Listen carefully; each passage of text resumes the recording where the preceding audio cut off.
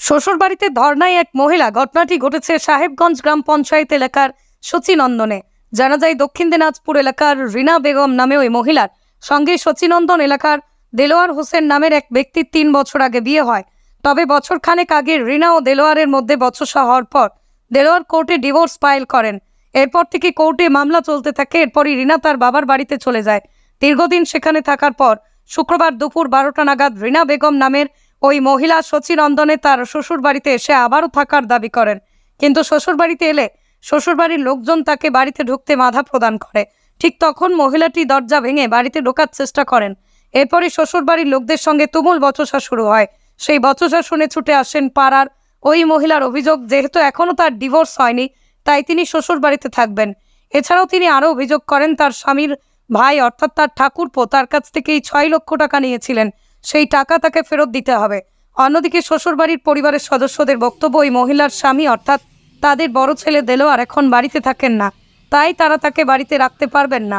ওই মহিলা শ্বশুর বাড়িতে এসে ভাঙচুর শুরু করে, দরজা ভেঙে বাড়িতে ঢোকার চেষ্টা করে।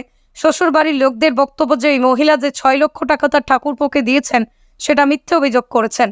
আর এই ঘটনাকে কেন্দ্র করে সাহেবগঞ্জ গ্রাম পঞ্চায়েত এলাকার সচিনন্দনে ব্যাপক চাঞ্চল্য ছড়িয়েছে। বাড়িতে আমাকে ঢুকতে দেয় না, ওই জন্য। এটা কার বাড়ি? এটা আমি জানি না কার বাড়ি। আমার বিয়ে হয়েছিল এখানে, আমাকে এখানে নিয়ে আসা হয়েছিল। আমি এখানে গত 7 মাস ধরে এখানে সংসার করেছি। এখন যে কেন ঢুকতে দেওয়া হয় না আমি জানি না। ঢুকতে তো দেওয়া হয় না, প্লাস আমার নামে মিথ্যা কেস দেওয়া হয় কোর্টে। আমি বলে যে আমি নাকি বলে এদের সঙ্গে থাকতে চাই না, আমি নাকি আমার হাজবেন্ডের ভাত খেতে চাই না। ওই জন্যই আমার বিরুদ্ধে ও কোর্টে একটা স্টেপ নিয়েছে। কি স্টেপ নিয়েছে কোর্টে? একটা ফাইল করেছে ডিভোর্সের জন্য। ডিভোর্স ফাইল করেছে? হ্যাঁ, ডিভোর্সের জন্য। ডিভোর্স কেস চলছে তাহলে? হ্যাঁ, ডিভোর্সের ফাইল করেছে। হ্যাঁ, এবার আমি উল্টা কেস করেছি আবার সংসার হওয়ার জন্য। এবার কোর্ট থেকে আমাকে বলেছে যে তুমি তোমার শ্বশুর বাড়িতে থাকতে পারবা যতদিন না একটা ডিসিশন। কোর্ট যেদিনকে যদি বলে যে বাদ দিতে হবে তাহলে দিবে। কোর্ট যদি ডিসিশন দেয় তাহলে বাদ দিতে হবে দিবে, তাহলে ওর আগে আমি কেন থাকতে পারবো না? আমার এটা প্রশ্ন। আপনি কেন এসেছেন? থাকার জন্য এসেছেন? হ্যাঁ, আমি থাকার জন্য এসেছি। থাকার জন্য নাকি সংসার করতে এসেছেন? সংসারের জন্যই তো এসেছি, সংসার করার জন্য, থাকার জন্য। কি বলছে আপনার স্বামী? স্বামীর সঙ্গে তো কথাই হয় না, আমাকে বলে চিনে না বলছে। কতদিন থেকে কথা হয় না? অনেক দিন ধরে। কিছুদিন আগে ফোন করা হয়েছিল, ফোনটা রিসিভ করেছিল। তখন বলে আমি ধরেছিলাম, আমার মামা ধরেছিল, আরও একজন ভদ্রলোক ধরেছিল। তখন বললো যে আমি বললাম যে আমি রিনা বলছি। তখন বলছে কোন রিনা, আমি চিনি না। কবে বিয়ে হয়েছিল আপনার? 2021 সালে 26 জানুয়ারি। তারপর সমস্যা কবে শুরু হয়? সমস্যাটা মোটামুটি কিছুদিনের মধ্যেই শুরু হয়। মানে কথা একটু কম হতো, মানে এমনি সব ঠিকই চলছিল 6-7 মাস। তারপর 6-7 মাস পরে বিভিন্ন কারণে, কি যে এখন কারণ আমি জানি না। কি এলিগেশন দিয়েছিল আপনার উপর, বা আপনি কি সমস্যা হতো? ওটা আমি বলতে পারবো না। দেখে শুনে অ্যারেঞ্জ করেই বিয়ে হয়েছে, নানা রকম আলোচনা করেই বিয়ে হয়েছে। উনি আমাদের বাড়িতে গিয়েছিলেন দেখতে আমাকে। ডিভোর্স ফাইল কবে করেছেন? কবে যে করেছে 2023 সালে করেছে। আমি নোটিশটা পেয়েছি এই 1 মাস আগে। আচ্ছা, আপনি কতদিন থেকে এখানে নেই? শ্বশুরবাড়ি থেকে কবে থেকে নেই আপনি? আমি তো 1 বছর ধরে। কিন্তু আমি এসেছি এর মাঝে। আমি তো আসতে চাই, আমি প্রতিদিনই আসতে চাই। কি বলে বাড়ি থেকে? কিন্তু আমাকে ঢুকতে দেয় না। হয়তো বলে লাশ ফেলবো। এর আগেও এসেছিলাম, আমার মা এসেছিল, আমার দাদা এসেছিল, আমার ভাই। আজকে যে আপনি এলেন, আজকে কি বলছে তারা? আজও তো দরজা বন্ধ করে রেখেছে এই পর্যন্ত। আমি ঢুকতে চাইলাম, আমাকে ঢুকতে দেয় না। আপনি কখন এসেছেন আজকে? এখানে আমি 10টার সময় এসেছি। আপনি কি 9:30 10টা এরকম। থানায় জানিয়েছেন? না, এখন পর্যন্ত জানায়নি। থানায় যাবেন? হ্যাঁ, যাব। মানে আপনি কি চাইছেন? আমি আমার সংসার করতে চাইছি। ওনারা আমাকে ঢুকতেও দিবে না, আবার মিথ্যা কেস দিবে আমার নামে। কোর্টে স্পষ্ট ভাষায় লেখা আছে নোটিশটাতে।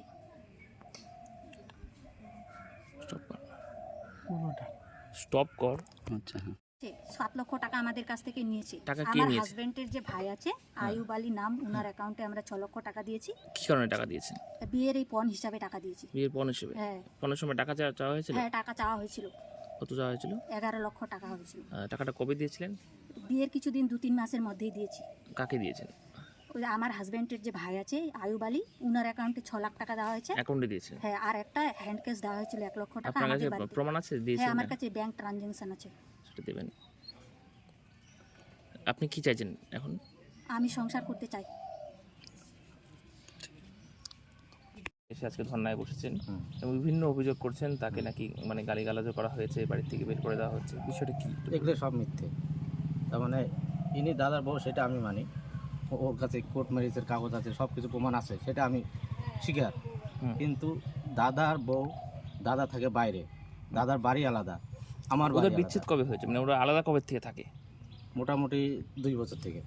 আচ্ছা, তারপর আপনার দাদাই ডিভোর্স ফাইল করে? হ্যাঁ, ডিভোর্স ফাইল করে। এখন কোর্টের অধীনে চলছে কেস, এবং কোর্ট যে ডিসিশন নেবে সেটা ওদের ব্যাপার, ছেলে মেয়ের ব্যাপার। কোর্ট থেকে নাকি ওনাকে বলা হয়েছে যে এখানে এসে উনি থাকতে পারেন? না, ওটা তো কোনো কোর্ট কোনোদিনও বলবে না মানে ছেলের ভাইয়ের বাড়িতে গিয়ে ধর্ণা দাও, সেটা তো বলবে না কোর্ট কোনোদিন। ধর্নার সেটা কথা কার- সেটা আমি কি ও বলতে পারি? প্রমাণ দেখাক যে ছেলের ভাইয়ের আমি কি বাড়িতে বলতে যাবে, পারি? সেটা ছেলে প্রমাণ দেখ যে না, ছেলের ভাইয়ের বাড়িতে গিয়ে ধর্ণা দাও বা ওখানে গিয়ে বসে থাকো। কিন্তু আমাকে এখানে বিভ্রান্ত কী কারণে করছে? উনি আসার পরে কি করলো?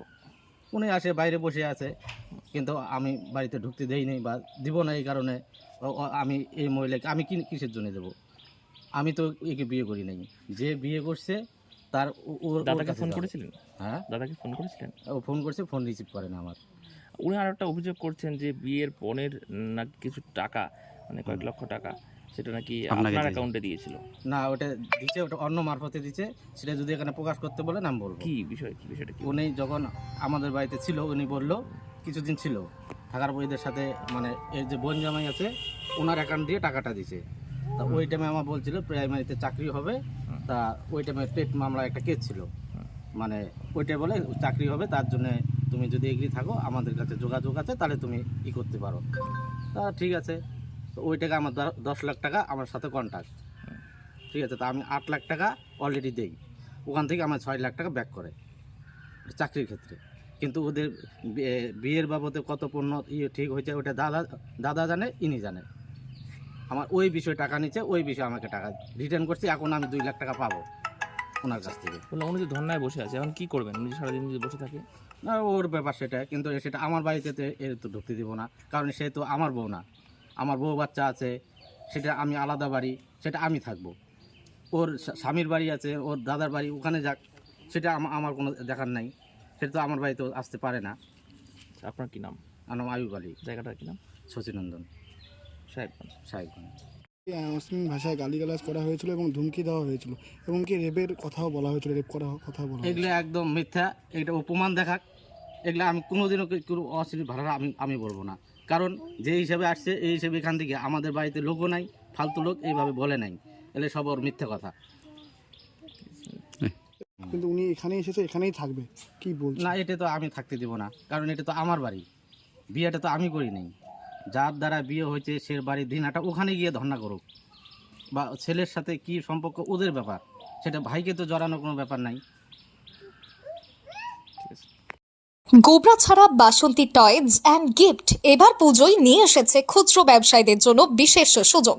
এখানে সুলভ মূল্যে বাচ্চাদের খেলনা এবং বিভিন্ন অনুষ্ঠানের আকর্ষণীয় উপহার সামগ্রী সুলভ মূল্যেই পাইকারি বিক্রয় করা হয়।